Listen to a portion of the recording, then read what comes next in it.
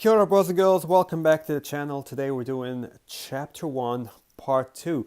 This time I'm bringing a Corvus based team. See, I've recently maxed Corvus and he has got some stunning synergies and I want to test him out in questing because Corvus has these missions that he completes, a little bit like Proxima, but Proxima has missions that you complete in fight.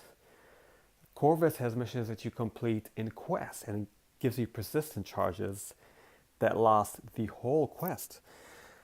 So we have a few lines here. This one's safeguard. That'll be really annoying, so I'm not going to do that one now.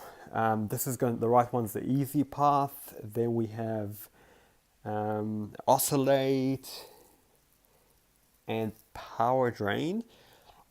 I think I'll probably Gwenpool boss, lots of Hyperions. Let's see, Gwenpool's got some bleeds, chaos, power gain, power reserve, so you need some power control for her, or Iceman will be good for her. I'm probably going to do the oscillate path.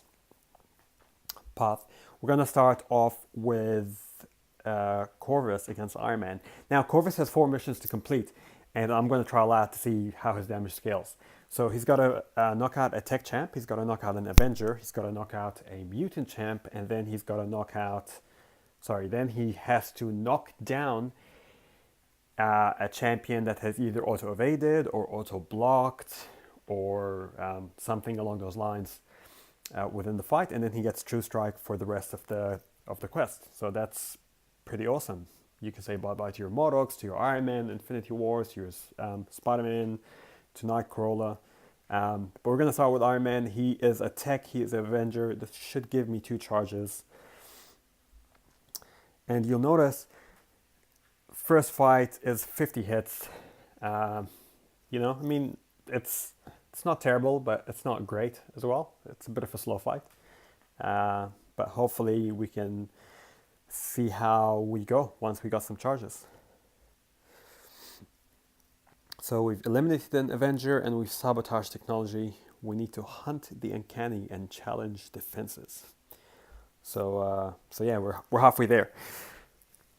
So, I could do MODOK actually.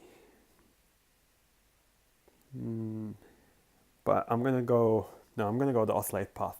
So we'll go Iceman next. I've got 2 charges and I'm gonna see how damage scales and see if we can knock down Iceman as well and pick up a 3rd persistent charge. I'm very excited because I waited for Corvus a long time and yeah, he's fun to trial out. This is the first time I've ever quested with him like this, and wow, I mean, he's with persistent charges, he's a monster. Look at that, 22 hits, 23 hits.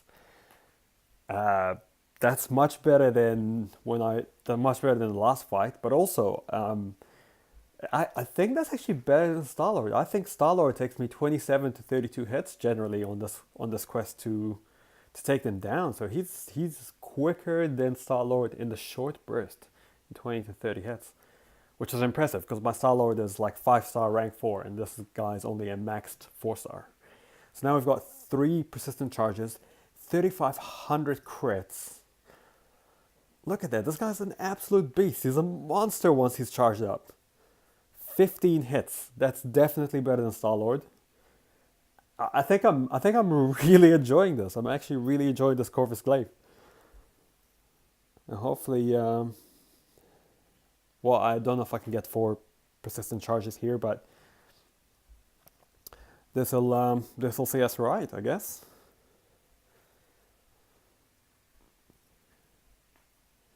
So yeah, my tip to you, if you don't have a Corvus Glaive, go out and get one, man. He's awesome. The synergy with Proxima Midnight works really, really well. I don't worry too much about the Proxima with the mutants because I don't really care for safeguarding against SB2. Doesn't bother me that much. And also, he's got some cool things like if his glaive is up, he becomes bleed immune until that's gone. And if he's going to be knocked out, but he's got some glaive charges, then doesn't die until they completely run out. And just the fact that you can get in and quickly finish a fight within 15 to 20 hits, I mean, that's priceless, man. Look at that. Unblockable SP2 as well, so you never have to worry about, you don't even have to worry about finding an opening. You just get to it and throw it in the air. So now we got Hyperion. This might be a bit of an annoying fight. I may have to use Iceman. Let's see. Unblockable SP1. Power Reserve. Magic would kind of be ideal for this, but I think with Power Reserve I could probably do it with Iceman.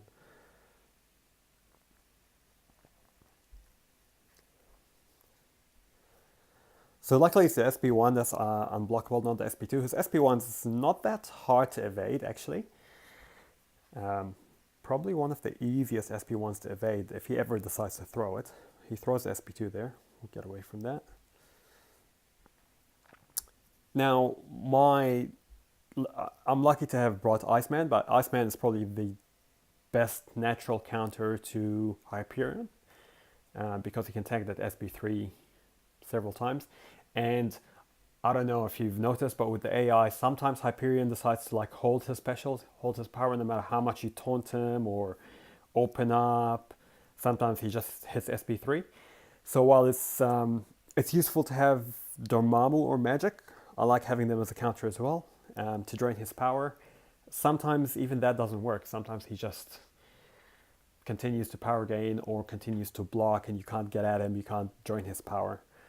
So I like having Iceman. I think he's my number one counter to Hyperion, and then probably Magic, and then maybe after that Dormammu.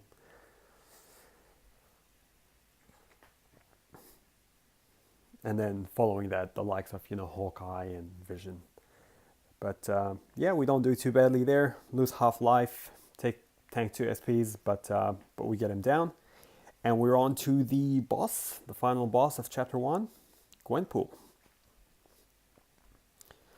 Let's have a look here and see what notes she's got. She's got Chaos, increased power gain, and Power Reserve, increased bleed, limber. So you ideally want a bleed immune if you can. To be honest, probably the best counter against her would be a high level Dormammu, because he's not only bleed immune, but he can power control her, because she's going to have increased power gain, which is crazy, combined with the Power Reserve, because she gets more power and it costs less power for her to cast specials. The problem is, throw that in with the whole chaos thing, and it's a bit funky.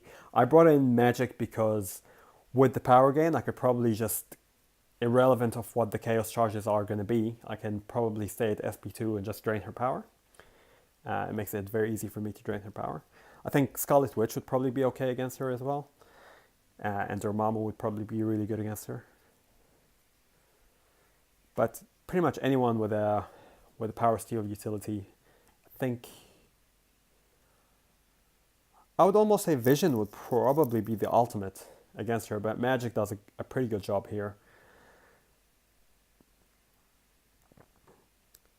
First run through, and if we can just, she's power locked, and if I can just continue keeping her down.